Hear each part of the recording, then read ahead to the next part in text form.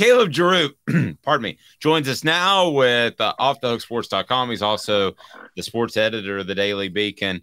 His future is brighter than a white dwarf star.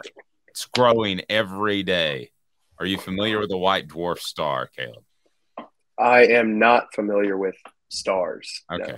No. So we need nicknames for you guys, like since you both have the first name Caleb, like Double C and CJ. I think CJ was actually the helicopter pilot on Magnum PI, but I could be wrong on that. Here we go. If you have a question about any recruits, go ahead and get on board now. Post them on the message board, and we'll ask Caleb Jarreau about them. But a lot has changed in the past 24 hours. Caleb, get us caught up to speed.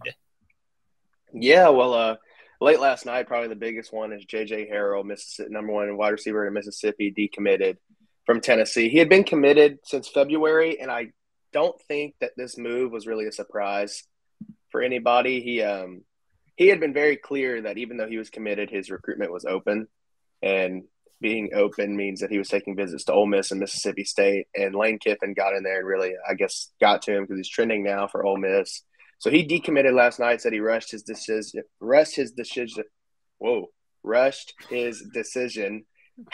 and that he was dealing with injury and he just had a bunch on his mind when he committed. So now he said he's 100% healthy and he's going to go into the recruiting process with a clear mind now.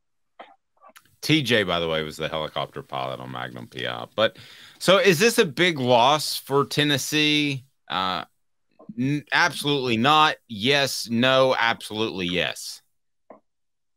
I would probably say no. The only thing, if he was a defensive back, my opinion would be different. But since he's a wide receiver and we know that Josh Heupel can recruit wide receivers pretty easily for this offense, I'd say that it's probably not as big of a loss. The only thing now is there's no room for error with recruiting the other wide receivers that Josh Heupel wants. You have to get your Mike Matthews, your Amari Jeffersons. There's no room for error now to lose one of those guys. Well, tell me about Mike Matthews, a five-star guy, and then Amari Jefferson, a Chattanooga native. What do you think of Tennessee's chances in replacing the Harrell vacancy with him, or did Tennessee perhaps trade up purposefully? Well, I don't think Tennessee traded up personally. I know there were some talks that Harrell was kind of upset that Tennessee was recruiting other wide receivers. He wanted to be one of the only guys or like one of two. So I think it was more on his side more than Tennessee's.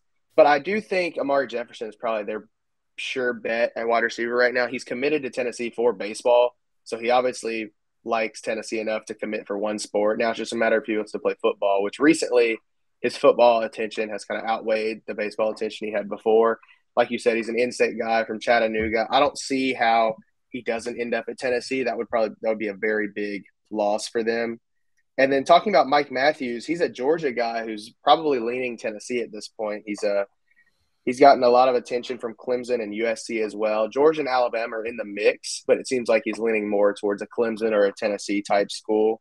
And he'll be taking he's a two-way guy, but he'll be a wide receiver at Tennessee. And he was at the Alabama game in the fall, so he got really the full Neyland Stadium experience at its best, I would say. So I feel like they're in a good position for both of those guys. I'd say if I had to put money on it, I'd say Amari Jefferson over Mike Matthews. But Mike Matthews has quickly trended to be one of the top receivers on Tennessee's board. Let's get to Caleb Calhoun, the double C from the CJ, and his if he has any thoughts. But I think one of the things that you brought up briefly that I wanted to touch base on, if they lose Harrell and they pick up Jefferson and or Matthews, this is not a step in the wrong direction, especially with Matthews. And then Jefferson probably doesn't have quite the size that you would love at every receiver position, but neither does Squirrel White. So they can excel in that slot position. So that's, I think he's about 6'1", 180. Correct me if I'm wrong. So I think he would kind of fit into that position. But Caleb, Calhoun, I'm sorry.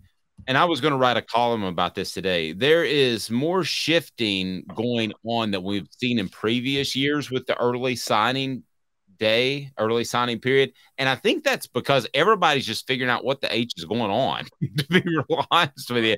So just because you commit in May or June does not mean you're locked in. It's like the old days. You might commit in August, but you might change your mind in November or December. I think you're going to see more of that, not to get sidetracked, but that's why you don't need to be ripping prospects on social media, Tennessee fans. Just going to go ahead and tell you that, because they could end up considering your school once again. Double C, take it where you need to. Yeah, and even if they don't consider your school this year, they could consider your school after they're at the other school because of the as a transfer. That's a great point. Okay, yes. You just made my column even better. Go ahead. And I'm, also, and this is fans of every college football fan base, you don't have a right to these prospects. They're making a tough decision all the time. Look, Harrell, do I think this was a smart decision? No, I don't think it's smart to run from playing time. I think you embrace your chance to start at Tennessee, because if you can get into the rotation, Heupel's going to turn you into an NFL draft pick as a wide receiver more than any other school. But so I understand breaking things down from that nature, but yes, I've never been the biggest fan of the way schools sometimes, or fan bases, go at some of these recruits. I will say that, Jarreau, we're talking about receivers. Dave wrote a column last week, and we've talked about it last week too on the show, about just how crucial this is of a recruiting month for Heupel. I think we all agree that it's crucial in terms of what he can get beyond just the skills the positions he excels at, quarterback, receiver. Like, he needs to start loading up in the trenches, at defensive back. Regardless of what happens here at receiver, are there reasons to be concerned or excited that June could be a big month for him in the trenches and on defense in general? Well, I would say excited, like Dave joked about earlier with Boo Carter. He's committing on June 17th, so he'll be this month, and at Tennessee, he's going to be a defensive back, a secondary guy, defensive back or safety, and he's obviously been leaning Tennessee his whole recruitment. So I feel like for him, that'd be another big pickup. You strengthen your secondary. Now, as for defensive guys, obviously you just lost out on Sammy Brown yesterday as well. He ended up committing to Clemson. He was on campus for the 865 Live taking an official visit. Now, for him, I would correct me if I'm wrong. His mullet is still undecided. Hey, that fit right in Knoxville. Yeah, probably Panama City Beach where I'm vacationing. But anyway, go ahead. Yeah, so I wouldn't call him a loss. Tennessee took a big swing there, but I'm surprised he went to Clemson. I'm not surprised he didn't come to Tennessee. I thought he was going to be Georgia. And then yesterday we also had Cameron Fountain commit. He was a defensive lineman. Now it was very strange. I would call that a bigger loss than J.J. Harrell decommitting, just because Cameron Fountain was leaning Tennessee. He was just on campus, and then he went and committed to USC. That's one that I wouldn't be surprised if Tennessee does keep recruiting him heavily, even though he's committed to USC. His original commitment timeline was going to be early August, so before his school year started, he wanted to be committed. And so he obviously committed earlier than his timeline. I wouldn't be surprised if Tennessee keeps active there. There might be a flip, or even like Calhoun said, like down the road in 1 or 2 years, if Cameron Fountain doesn't like LA and wants to come to Knoxville in the transfer portal, then those relationships will already be there. So I think June, I don't know how many, with the new cycle and the way it works, I don't know how many commitments we'll have in June, but I think the official visits that Heupel and them are rolling out the orange carpet now for these big defensive prospects will pay off in the long run. So, Double C, what did you think about the Fountain loss? As someone posted on board, someone turned the Fountain off. That one, I'm with Jarreau. That one shocked me. But again, edge is actually one spot on defense where it's like receiver, where I don't think Tennessee is hurting at edge long term. I think where they're hurting more is offensive line, specifically in the middle at defensive tackle, and then the rest of the defense. But actually, edge is, they got Joshua Joseph, James Pierce. They got guys for the future. So I think they're actually going to be okay at edge. And I think that might have been what pushed him away. Is it a red flag, curiously, and I'll ask either of you guys this, is it a red flag that Tennessee has suffered multiple decommits at wide receiver with this 2024 class? Because don't forget, Mazio Bennett decommitted back in 2022 and went to South Carolina.